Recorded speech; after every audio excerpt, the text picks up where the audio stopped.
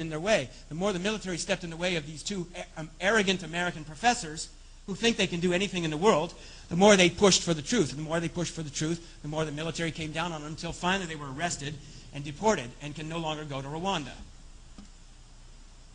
So what is that? I'm sorry, we're talking about Rwanda and Catholics. I'm sorry, what is that? Is it a... What? Is it male or female in genitalia? I mean, come on, do you see any resemblances? Is it an accident? Is it a perfume bottle? Of course, it's just, they're just selling perfume next to the Rwandan savagery. Okay, so Kigali clerics fear refugees have been killed. Right. Right. They fear refugees have been killed. Right. Right. Modern means staying cool, calm, and directed, folks. Don't worry about those savages in Africa. Let's take off our clothes and have a little sex and sell some products here. What's for sale in this advertisement? The New York Times is an advertising delivery mechanism. It's not a news delivery mechanism. It's a corporation. It has a product. The product is selling information, but more importantly, it wouldn't exist without advertising. Newsweek, Harper's, Atlantic Monthly, they wouldn't exist without advertising. They're about advertising. It's all about the advertising. And all American media is about the advertising. National Public Radio is about the advertising. Even Democracy Now! At some level is about advertising. Who funds Democracy Now! The Ford Foundation? So anyway, I'm not really against Democracy Now! I just wish they would start telling the truth about Rwanda and Congo because they have the capacity to do so. Modern means staying cool, calm, and directed. So, let's move on. General Romeo Dallaire. All these films and books by Romeo Dallaire. The poor guy who ended up on a park bench in Canada as an alcoholic after the Rwandan genocide because he could have done something about it and he didn't. A little bit of dramatics here. I feel kind of silly, but that was what he did. He ended up as an alcoholic on a park bench in Canada until the Canadian military realized they had a problem. And they resurrected General Romeo Dallaire. They protected him when he was supposed to speak before the ICTR, and they provided him with all these contracts to create movies and sell books and et cetera, et cetera. Dallaire brought the RPF into Rwanda. Dallaire, the UN with Dallaire, brought the RPF into Rwanda. Dallaire and the UN brought the Rwandan Patriotic Front into Kigali. They made the genocide happen. If there was an organized genocide in Rwanda, General Romeo Dallaire played a part in that conspiracy to commit genocide. Because Paul Kagame had two main objectives. One, seize power. And in order to do that, he had to get as many people out of the way as possible. Not only Hutus, but Tutsis. Because the people who stayed behind in Rwanda from 1972, or worse, from 1959, were seen as the enemy because they stayed behind and they collaborated with the Hutu government. And in order to seize power from a majority government with its supporting minority Tutsi, you have to kill the enemy. And that's exactly what they did. They killed Tutsis by any means necessary, which meant infiltrating the FAR, infiltrating the Interahamwe, infiltrating rights groups, infiltrating refugee camps in Rwanda in 1994. And on April 6, 1994, people in Rwanda started fighting back. And they killed people. They were fighting for their lives. They had seen their families butchered. They'd seen their land taken from them. They'd seen their homes destroyed.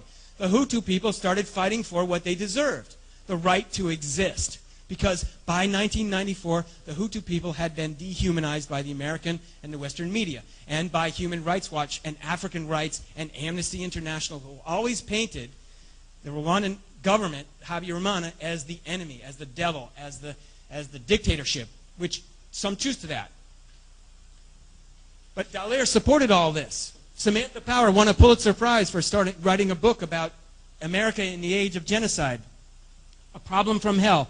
Well, you know, this is an inside note, but I had a personal conversation with, I tend to appreciate Noam Chomsky, and I had a personal conversation with him about Samantha Power. And he says, well, he says, I like to be nice to people. And I said, well, come on, tell me what you think of her politics. Well, let's just put it this way, he says. She's a complete fool. Samantha Power got a Pulitzer Prize because she's helping to cover up what happened in Rwanda.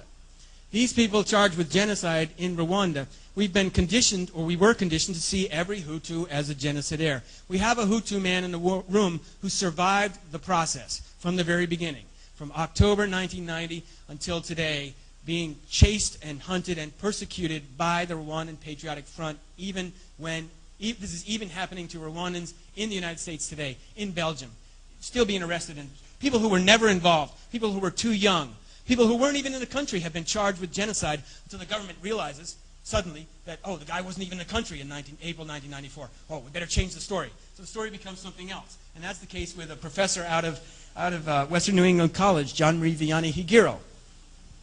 And these guys brought and charged with genocide are charged under a victor's justice. It's a one-sided story, like the Nuremberg trials. Really interesting book. The Man Who Invented Genocide. Check out that interesting little book. You don't see that book mentioned in any colleges. It's really interesting because who invented the genocide terminology? A Polish jurist named Raphael Lemkin. The first thing the United Nations did was to get Raphael Lemkin out of the way and gut his formulation on genocide, because if they applied it in Nuremberg, it would have applied to the Allies as well as the Nazis. And that's exactly what happened with the ICTR. It's a one-sided justice system which has never tried a single Rwandan extremist Tutsi from the Rwandan Patriotic Front for anything. Not as if they never committed a single crime. What the hell time is it? 8:30. Is that true? 8:45. Okay, well, I'm going to cut to the chase here. Let's see. I don't want to miss any important points. So here's Samantha Power. On September 11th, the World Trade Towers were taken out. So the Atlantic Monthly Journal article, the Atlantic Monthly article that came out in September of 2001 was eclipsed by the events of September 11th, and nobody paid any attention to it, really. But it claimed that the United States let the Rwandan tragedy happen. We let it happen. We could have done something. We knew it was going on. We let it happen. There's nothing about that that's true. There's nothing about the story that's true, and there's nothing about Samantha Power's work that's true. And the same images were reproduced over and over and over. And those were the images of the skeletons, the bodies.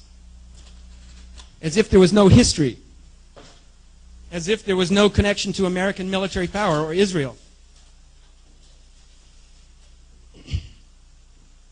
Tutsis, Hutus, Twas in Rwanda, Congo, the Acholi people in Uganda have been brutalized by the Museveni-Kagame alliance and its backing by the Pentagon and Britain and Israel in particular.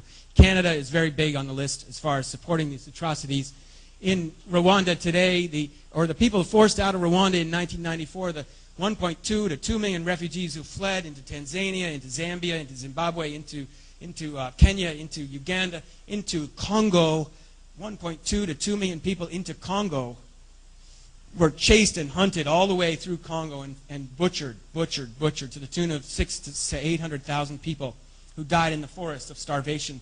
They died because refugee camps were bombed, because the UNHCR set up a food distribution center, and then the RPF followed the UNHCR and attacked, because they fled to as far as Gabon across the continent, escaped the entire butchery, and then when they got to Gabon, the UNHCR was waiting for them and said, there's no refugee camps in Gabon, you're going back to Rwanda.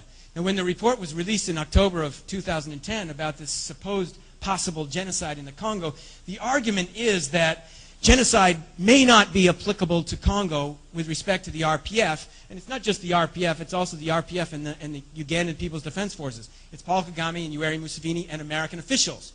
American officials who knew exactly what was happening, who were on the ground in Congo at the time. American military, American diplomats, and American aid officials like USAID official Brian Atwood. And these guys knew what was going down. They knew that the RPF was butchering refugees. Bill Clinton knew exactly what was going on. There were U.S. Special Forces operating out of Uganda, coming in by C-130s across Uganda into the Congo. Barrick Gold was up there mining for its gold up in the north where there were no military activities. And all the time we were given the story that the refugees in the Congo were actually Interahamwe and FAR. They had committed genocide. We had already dehumanized them, so it was easy to write them off completely, and that's exactly what was done. They were left for the killing, and they were butchered all the way across the Congo. They were sent back to Rwanda, and then when they were sent back to Rwanda, they were butchered on return in Rwanda. There's plenty of examples of people's stories documenting the fact that they were forcibly repatriated. The UN report of October 2010 says that the reason that they possibly can't say that there was genocide by the RPF was that the RPF actually was taking people back to Rwanda. So if they're taking people back to Rwanda, they're taking refugees back to Rwanda and saving their lives, then of course, how could they have a nasty plan to commit genocide in the Congo? That's the argument of the UN report. It's absolute nonsense. The UN report is a complete whitewash. There isn't a single mention of a white individual or white mining company or white military operative. There isn't a single mention of white forces from Belgium, the United States, Israel, or France involved in the Congo. It's a complete whitewash. And at the same time, it's basically saying there's a possibility of genocide having been